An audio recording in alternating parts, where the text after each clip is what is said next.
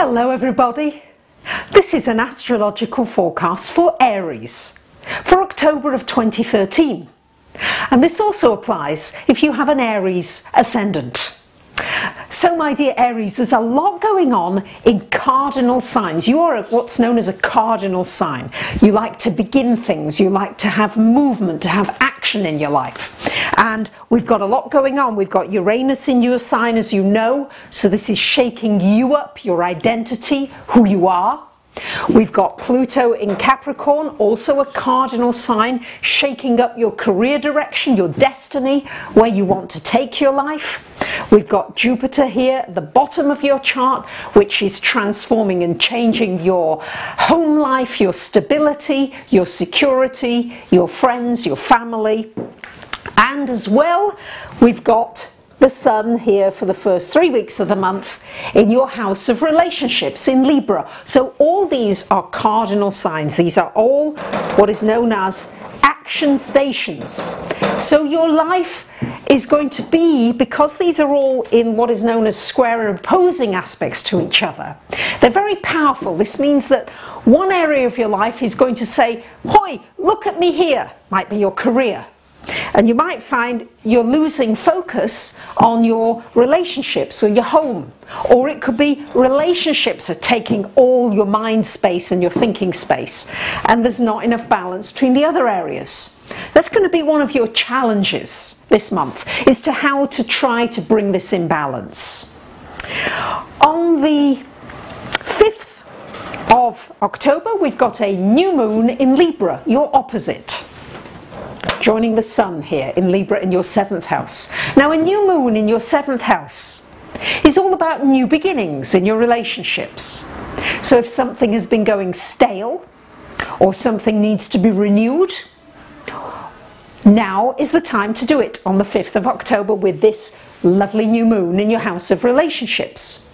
Remember, however, we've got the backdrop of this Uranus energy triggering you, which is going to be a tension as well going on in your relationships between what it is that you want and what is it that others want from you. What are they asking from you? And is it just getting too much? Are you getting impatient with it? And you may find with the new moon it's a clean sweep. Out with the old, in with the new.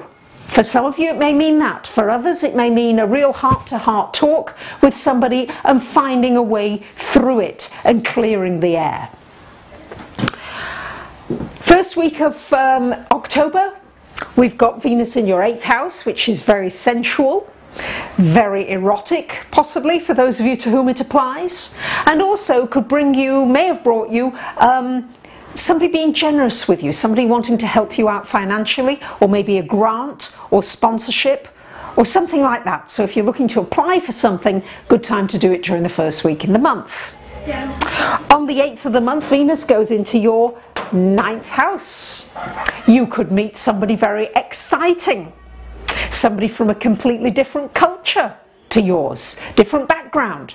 It's also a wonderful time for learning something new, maybe taking something that you've just scratched the surface on and taking it to a higher level. On the 15th of October, first 2 weeks of the month, Mars in your 5th house. This is your ruler, Aries. Mars is your ruler because you know you like action. So the first 2 weeks of the month, focus on having fun. Put some energy into romance, enjoying yourself, being a child, your creative abilities. If you want to start a new business, great time to do it in the first 2 weeks of the month, or launch a product or launch something. Very good for getting something going. The last 2 weeks of the month, Mars, your ruler, going into your 6th house. This is a good time for getting down to work. Really serious work, for pushing forward, maybe pushing forward in a career, sending out applications for jobs.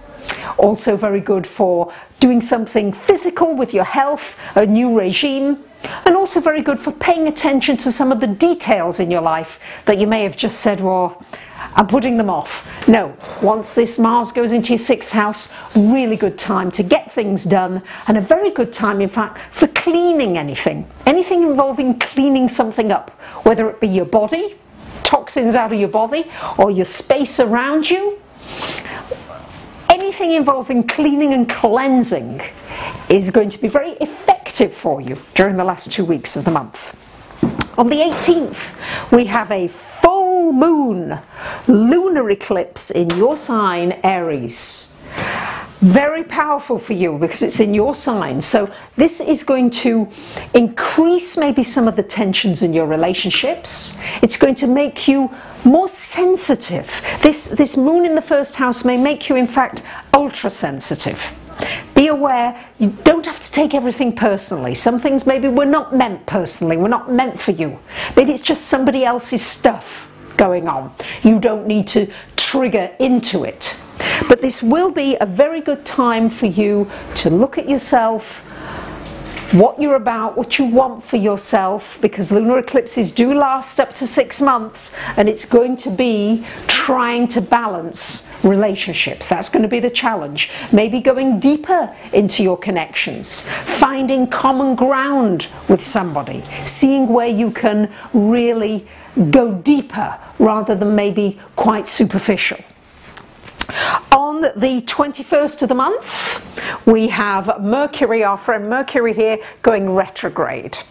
So Mercury together with Saturn in your 8th house. So this would be a very good time to take a long, hard look at your financial situation. Whether it's joint finances, whether it's your banking, your insurance, your mortgage, really take a look at it. Try to do things before Mercury goes retrograde on the 21st. Anything involving paperwork, contracts, signing things, try to do it before then if you possibly can. After that, however, will be a wonderful time for research, for getting to the bottom of something maybe that's been bothering you, or you've been trying to understand something. You really may get to unearth a mystery the last week of this month, and Saturn will help you there, because Saturn will make it real for you, will make it tangible. It won't only be in your head, it could be something real. So maybe you've lost something, actually, something valuable, and you can't remember where it was. You may well find it during the Mercury retrograde. So don't take Mercury retrograde as being bad. It can just mean minor inconveniences, and it tends to affect technology and travel, transportation and communications. And remember, your relationships are triggered this month, so be extra intuitive as far as communications are concerned. And I would say in the last week of the month, try to back up everything that's verbal with emails, so you've got something in writing so that there are no miscommunications.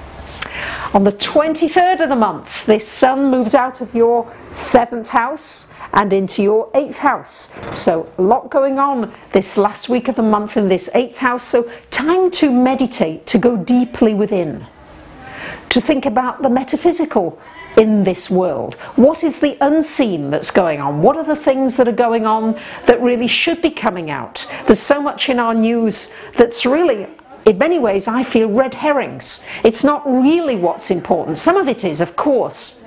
But what about the other things that are important? Maybe you want to write about them, communicate, share about them. The Sun there, bring things to light. So there you have it, my dear Aries. Lots going on for you this month. I wish you a great month. Thank you to those of you who comment, subscribe, come for readings, ask questions. I really love hearing from you. Thanks for listening. Bye for now.